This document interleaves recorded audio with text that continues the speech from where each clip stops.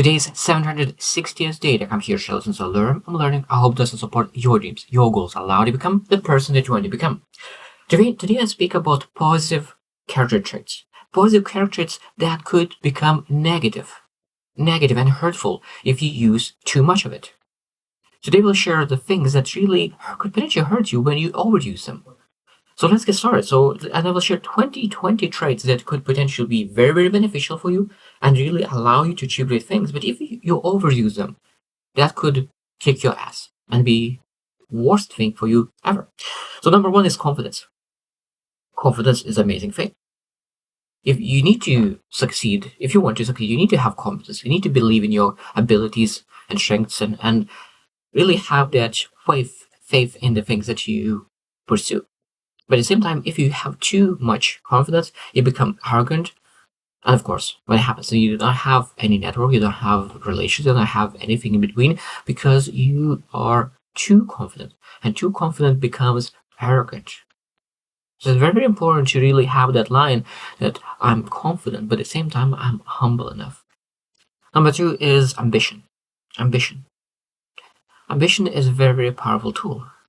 Ambition is a person that really has the motive to pursue meaningful things.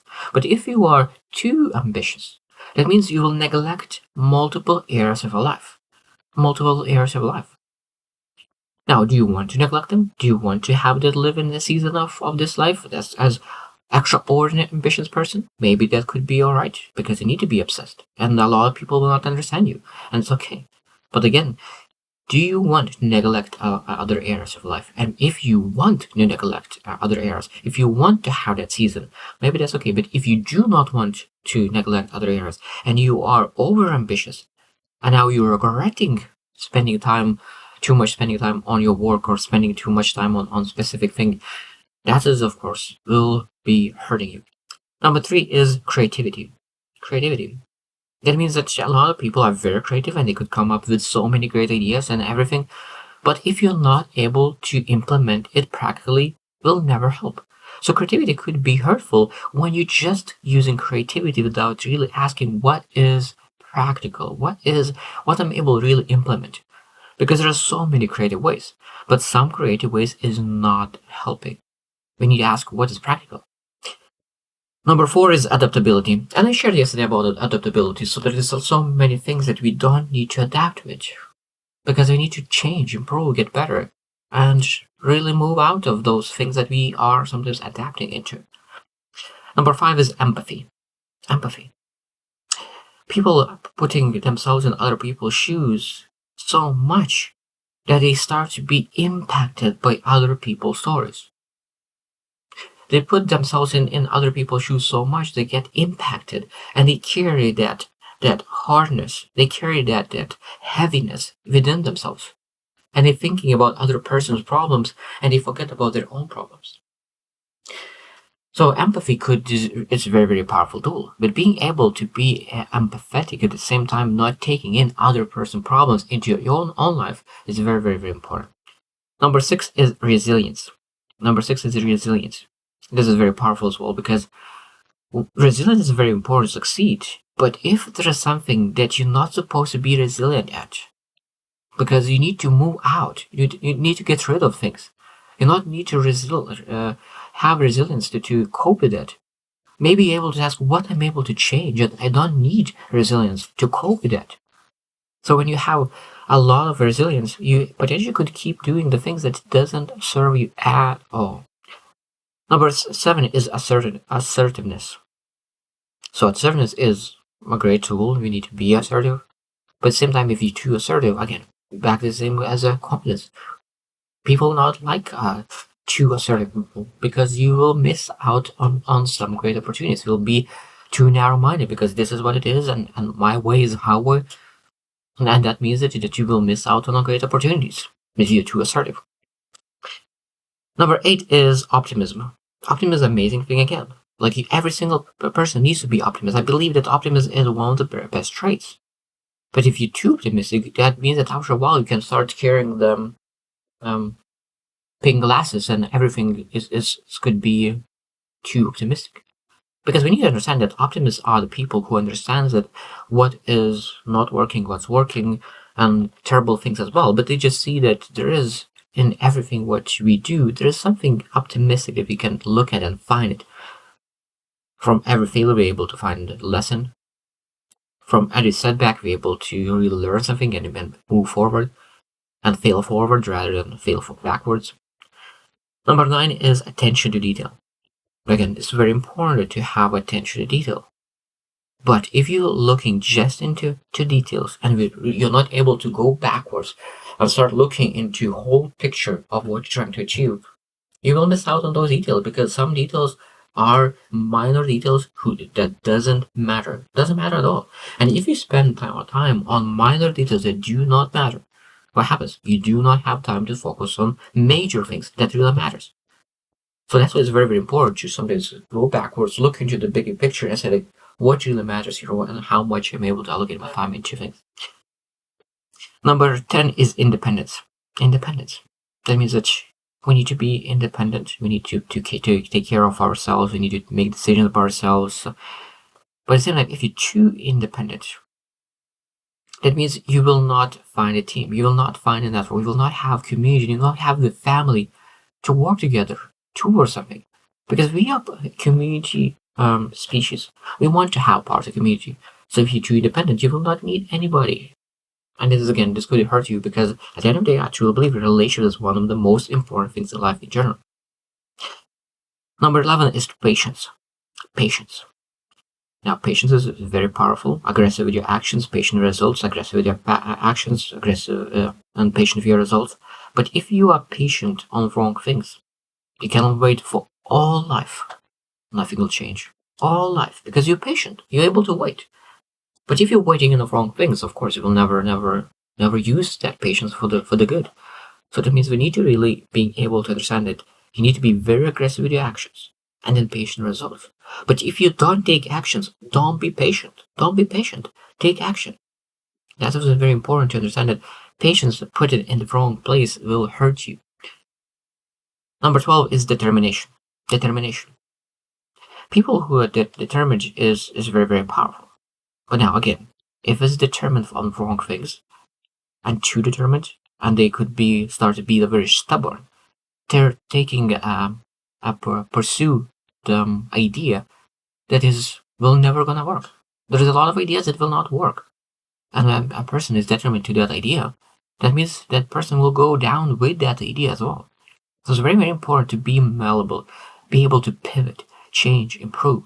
So determination is important, but being able to use ability to discuss that idea and be able to really move forward, that's very important with determination. Number 13 is analytical thinking. Analytical thinking. That means that we need to be analytical. We need to understand, okay, how we can strategize and plan the idea. But at the same time, if you analyze everything, you probably heard it, analysis paralysis. That's what happens, procrastination.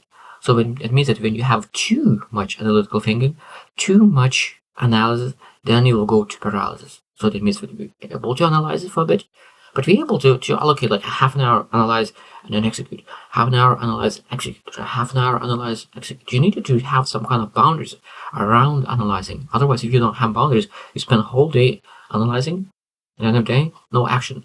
So number 14 is organization. Organization. So you're organizing, planning, but nothing move forward. Nothing move forward. So that means again, action moves us forward, not organization. Organization is important to really make sure that everything is clear, because flow is fast, and being organized allows to be much more productive. But again, how much time do you allocate to organizing on every single day, and how much time do you have on execution? So many people who really achieve extraordinary success, they always said that not idea matters, not organization, not all the back stuff. What matters is execution. And that's the number one skill that people need to really follow and improve. Number 15 is humility. Humility. I think there's a lot of people, including myself, have hurt ourselves because of humility. We need to understand that when we succeed, we succeed. When we fail, we fail. We need to be humble for both ways. So if you succeed to be able to explain like what we did right, what we did wrong, we don't leave what we did right. So humility is a lot of times people share, okay, well, this is what they did wrong, but they forget what they did right, and they don't share that because they don't want to brag about ourselves.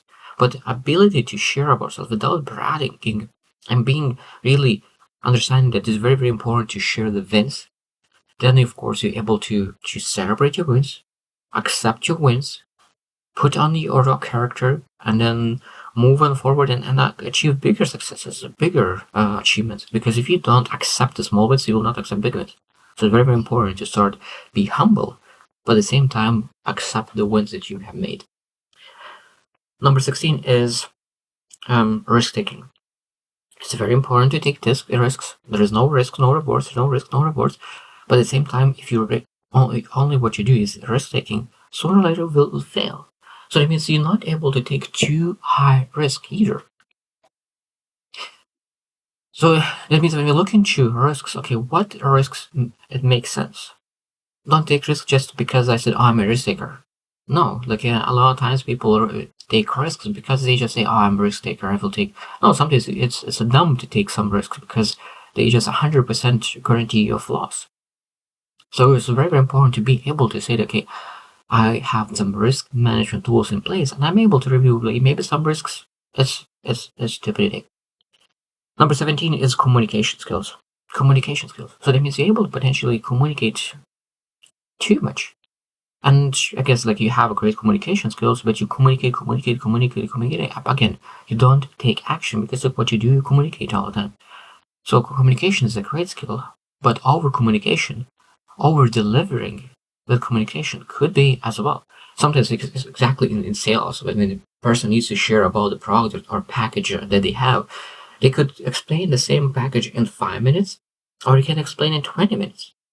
And when someone explains in 20 minutes, that overwhelms the prospect, and confused buyer never buys. Confused buyer never buys.